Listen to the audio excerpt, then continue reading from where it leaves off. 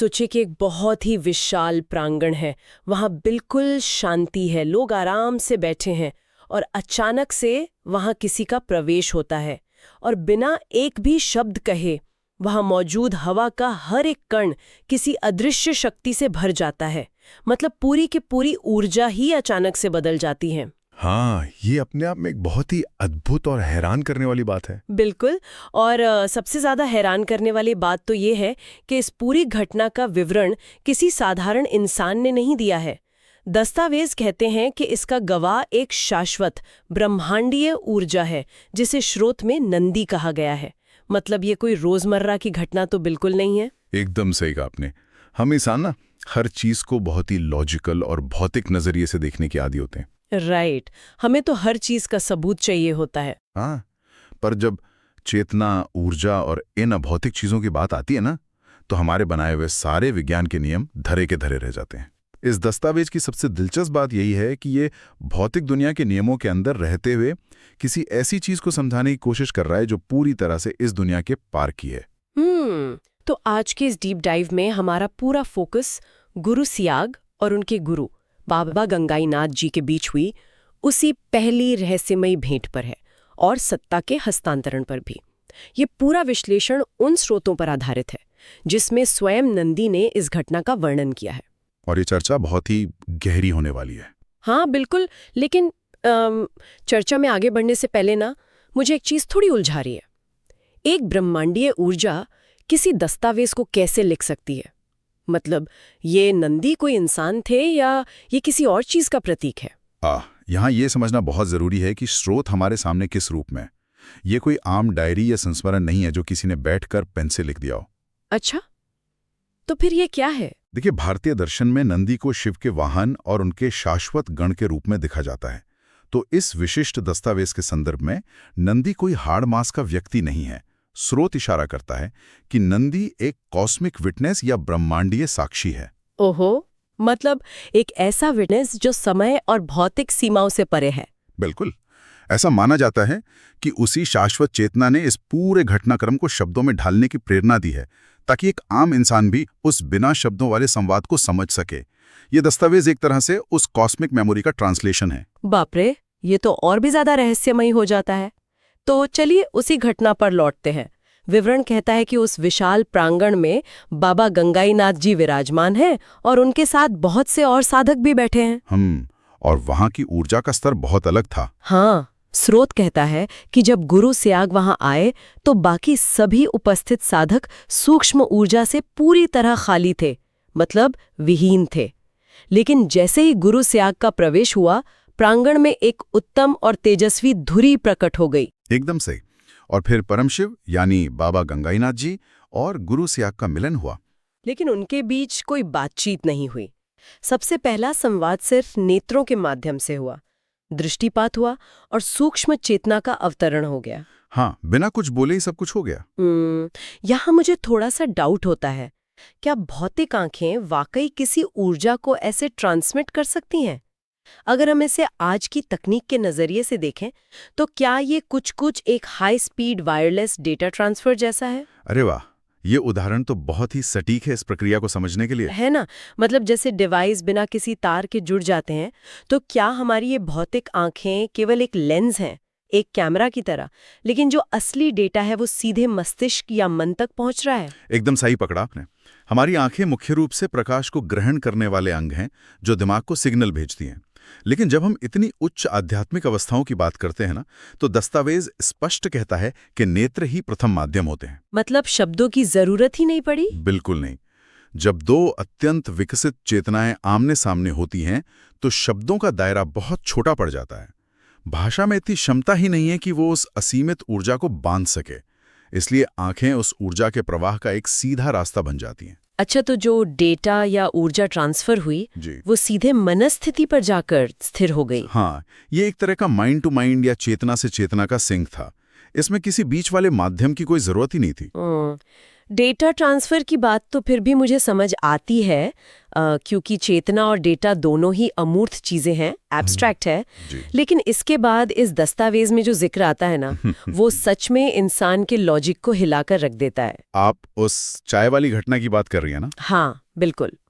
इस अभौतिक संवाद के ठीक बाद बात अचानक से एक बहुत ही साधारण और भौतिक चीज पर आ जाती है, मतलब चाय पर। बताया गया है कि प्रांगण में प्रसाद के रूप में चाय बांटी गई थी। ये हिस्सा बहुत गहरा है। लेकिन विज्ञान के नजरिए से देखें तो चाय तो सिर्फ पानी, चाय पत्ती और चीनी का मिश्रण है ना? क्या यहाँ किसी मेटाफर या रूपक का इस्तेमाल किया गया है, या दस्तावेज सचमुच ये दावा कर रहा है कि एक साधारण सी चाय किसी ब्रह्मांडीय ऊर्जा का वाहक बन गई? देखिए, दस्तावेज इसे किसी रूपक की तरह बिल्कुल पेश नहीं कर रहा है। ये एक भौतिक घटना का ही वर्णन है। लेकिन इसके पीछे के विज्ञान को समझने के लिए हमें थोड़ा क्वांटम लेवल पर जाना होगा। Quantum level? वो कैसे? नंदी के विवरण के अनुसार कोई भी भौतिक वस्तु मूलतः परम चेतना से ही बनी होती है। क्वांटम भौतिकी भी तो यही मानती है ना कि ब्रह्मांड की हर चीज अगर उसे सबसे सूक्ष्म स्तर पर देखा जाए तो वो केवल ऊर्जा या वेव है। हाँ, एनर्जी ही तो है सब कुछ बेस लेवल पे। बस यही बात है। जब बाबा गंगानाथ जी जैसे उच्च चेतना वाले गुरु का संकल्प उस चाय के साथ जुड़ा तो उस भौतिक पदार्थ का मूल गुणधर्म वही रहा। मतलब वो दिखने में तो चाय ही थी, लेकिन अंदर से वो कुछ और बन गई। एकदम सही। उसकी सूक्ष्म ऊर्जा, उसका जो प्राण था, वो पूरी तरह से रूपांतरित हो गया। बाप रे! तो क्या हम इसे एक सक्रिय चेतन बैटरी मान सकते हैं? मतलब एक active conscious battery? Active conscious battery, हाँ, ये बहुत ही बढ़िया उपमा है। मतलब बाहर से वो चाय ही है, लेकिन अंदर से वो ब्रह्मांडीय ऊर्जा का एक कैप्सूल बन चुकी है, जिससे शरीर में लेते ही वो ऊर्जा रिलीज होने लगती है। बिल्कुल। जब वो चाय रूपी बैटरी शरीर के अंदर गई तो वो सिर्फ सामान्य पाचन तक सीमित नहीं रही। दस्तावेज के शब्दों में अगर कहें तो वो प्रभु के अंतःस्थल में गतिशील हुई। मतलब उसने अंदर जाकर कुछ जगा दिया। हाँ, उसने साधक की आंतरिक ऊर्जा को जगाने का काम किया। ये एक भौतिक वस्तु का अभौतिक चेतना को जगाने के लिए किया गया बहुत ही अद्भुत इस्तेमाल था। अगर उस चाय ने शरीर के भीतर एक बैटरी का काम कर दिया तो उस असीमित ऊर्जा का प्रकटीकरण बाहरी दुनिया में कैसे हुआ? क्योंकि यहीं से तो वो घटना सामने आती है जिसे स्रोत सत्ता का हस्तांतरण कहता है। ट्रांसफर ऑफ पावर, बिल्कुल। ये दूसरी भेंट की बात है। हाँ, दूसरी भेंट में जब गुरु स्याग ने परम शिव के चरण छुए और उन्होंने आशीर्वाद का हाथ उनके सिर पर रखा तो स्रोत कहता है कि एक अकल्पनीय ऊर्जा लोक पर लोक के कण कण में प्रसारित हो गई। एक बहुत बड़ा ऊर्जा का विस्फोट था वो। लेकिन यही कहानी में एक बहुत बड़ा और अजीब मोड़ आता है। वहां जो बाकी साधक बैठे थे उन्हें इतने बड़े ऊर्जा के विस्फोट का भान तक नहीं हुआ।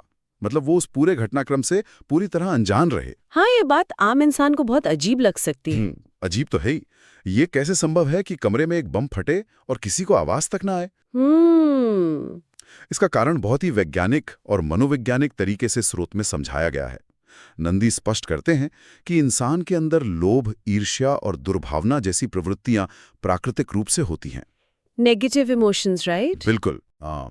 और इन नकारात्मक भावनाओं की अपनी एक बहुत ही सघन और भारी फ्रीक्वेंसी होती है, बहुत डेंस होती है ये। दूसरी ओर गुरु की वो दिव्य ऊर्जा अत्यंत सूक्ष्म और बहुत उच्च फ्रीक्वेंसी की थी। अच्छा, तो दोनों का लेवल ही अलग था। बिल्कुल।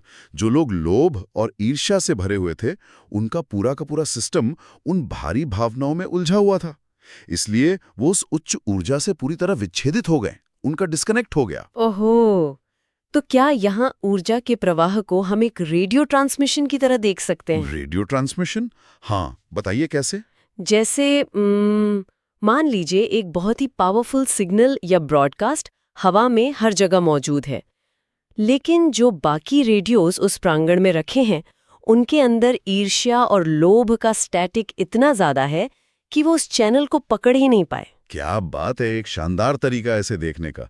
ब्रॉडकास्ट तो हुआ, लेकिन रिसीवर अंदर के शोर की वजह से उस फ्रीक्वेंसी पे सेट ही नहीं हो सके। मतलब चेतना के स्तर पर कोई भेदभाव नहीं हुआ था? एकदम नहीं। ऊर्जा वहां सबके लिए समान रूप से उपलब्ध थी, लेकिन किसी भी ब्रॉडकास्ट को सुनने के लिए रिसीवर का सही फ्रीक्वेंसी पर होना जरूरी है ना।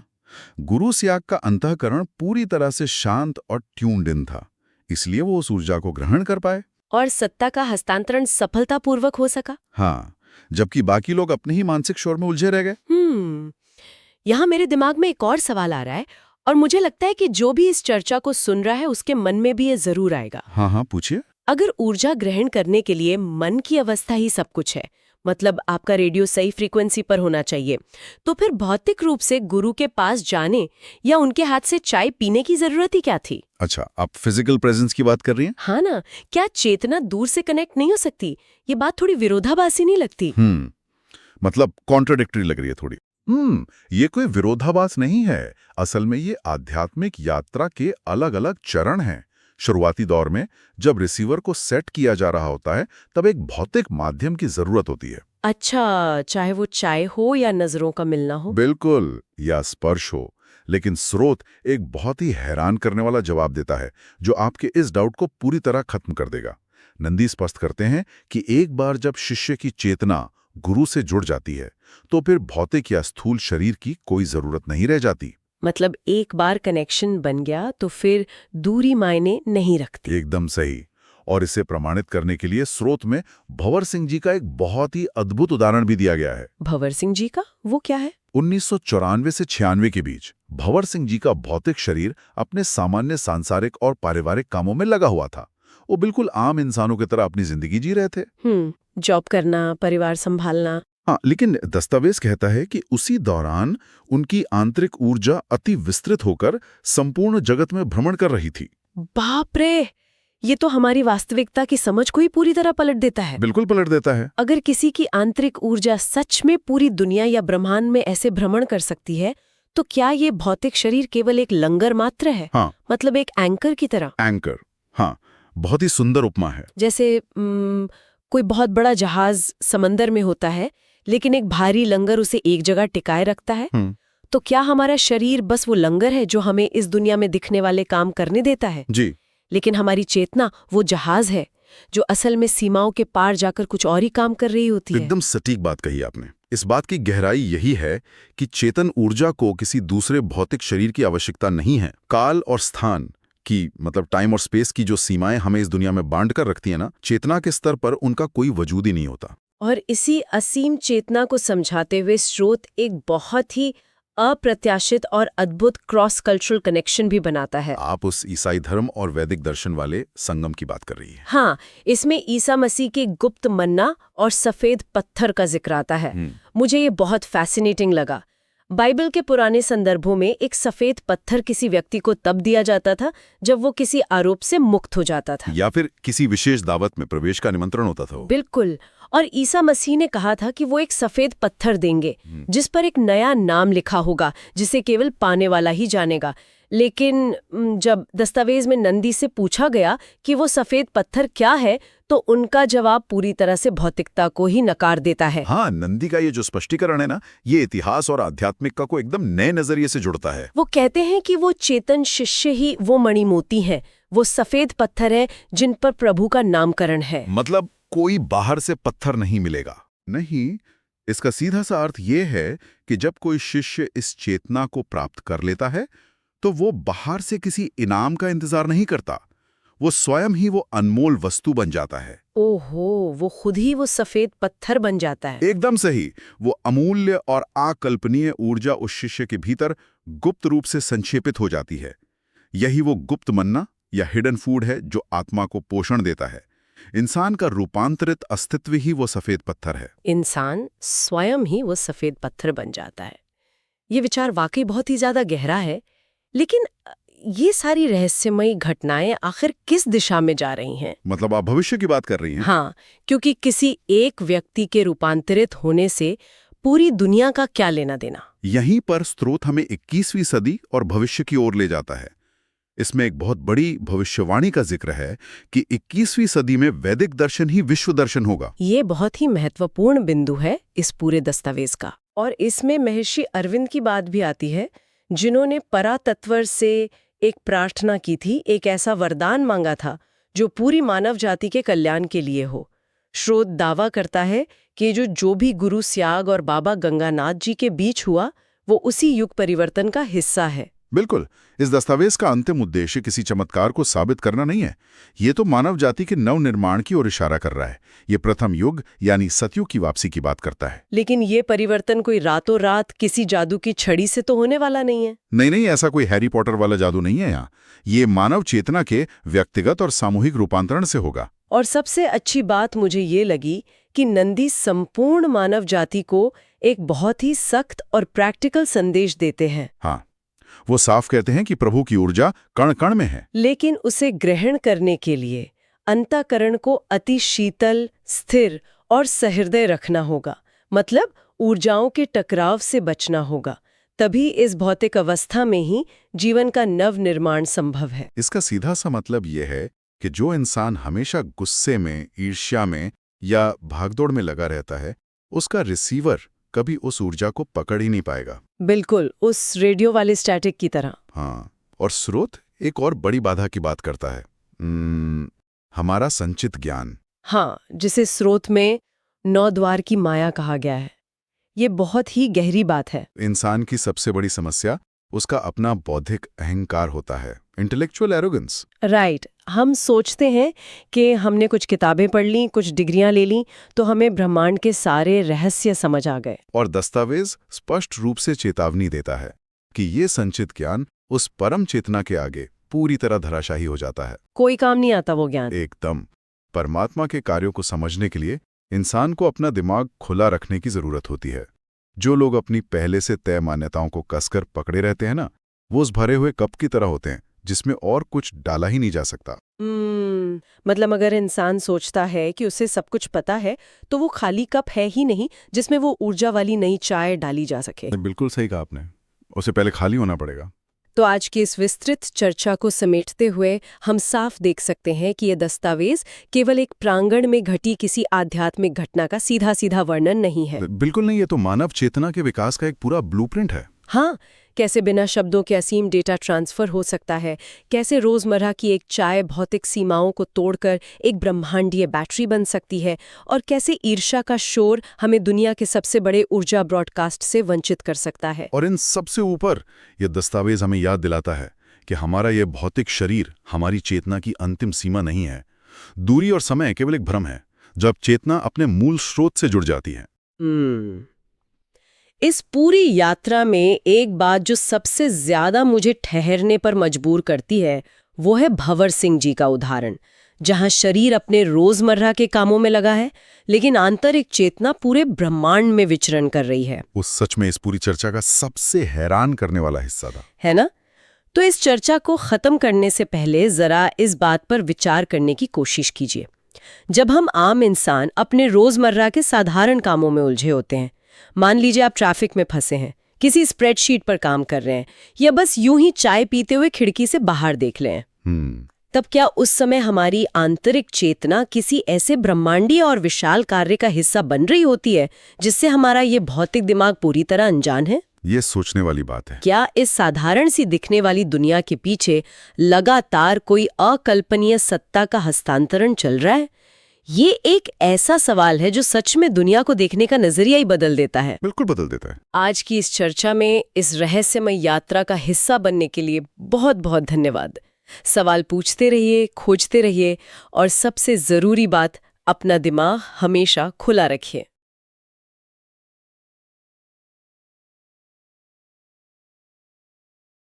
Cling Krishna cling, cling Krishna cling, cling Krishna cling, cling Krishna cling, cling Krishna cling, cling Krishna cling, cling Krishna cling.